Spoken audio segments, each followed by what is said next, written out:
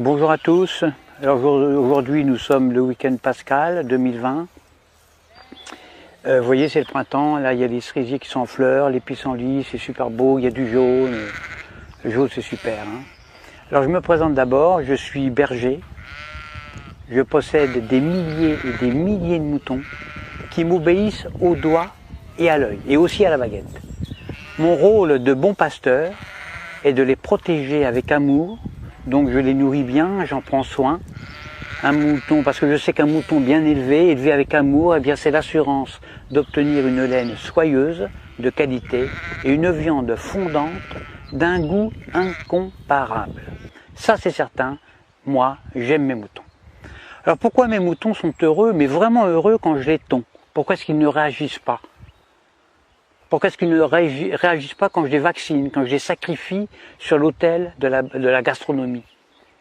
Il y a un mystère, il y a un mystère. Surtout quand on sait que moi, je suis qu'un petit bonhomme fragile, qui ne ferait pas le poids face à un mouton en colère. Un seul mouton en colère, un seul bélier peut me tuer d'un seul coup. Eh bien le secret, le voici. Pour qu'un troupeau de milliers de moutons soit docile, soumis, obéissant, eh bien il suffit de jouer soit sur la peur, soit sur leurs besoins de sécurité. Exemple, quand j'ai besoin de les tondre, ou de les vacciner, ou de les confiner, ou même de les mener à l'abattoir, eh bien je leur crie « Attention, voilà un loup ! Il y a un gros loup !» Donc là, je joue sur la peur. « Courez vite dans la bergerie, allez vite, vite, vite, réfugiez-vous là-bas !» Besoin de sécurité. Et là, dans une psychose collective, où ils se piétinent les uns les autres, ils se carapatent tous dans la bergerie, sans même réfléchir, parce qu'ils sont heureux de se retrouver en sécurité, confinés dans la bergerie, loin des dents du loup. La peur court-circuite la réflexion. Elle fait exploser leurs neurones. Alors déjà, qu'un mouton, il n'y en a pas beaucoup.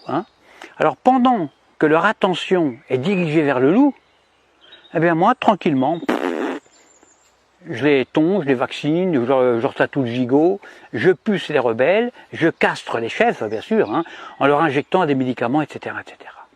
Et quand j'ai fini mon travail, eh bien, je les relâche tout doucement par petits groupes. Alors c'est vrai qu'ils se sont fait tondre, ça ils s'en rendent compte, ils le voient, mais ils sont heureux d'avoir échappé au gros loup. Ils sont tondus, mais encore vivants, donc contents, heureux.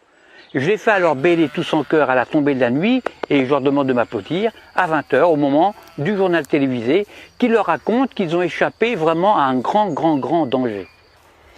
Alors bien sûr, sur le nombre, il y a toujours quelques rebelles, des moutons noirs, qui sont des moutons plus intelligents que les autres, qui comprennent, ils ont pigé mon stratagème.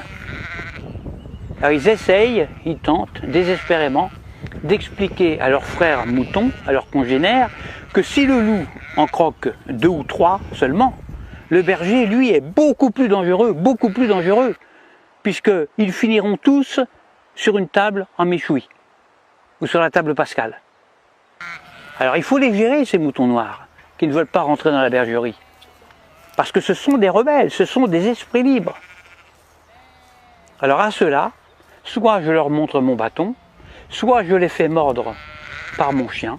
Or le mieux c'est d'égorger un seul mouton noir devant les autres. Alors ça c'est super efficace ça. Pour un seul de sacrifier, j'en terrorise des milliers qui deviennent mais alors doux comme des agneaux.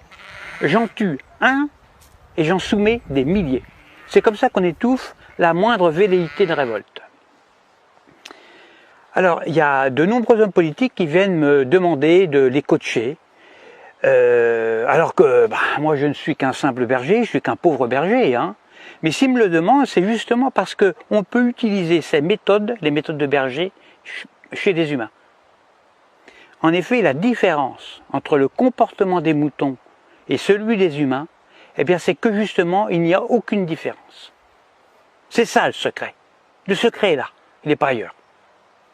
Donc, quand on veut faire passer une loi impopulaire, qui ne fait pas plaisir, eh bien on le fait pendant que la population a peur.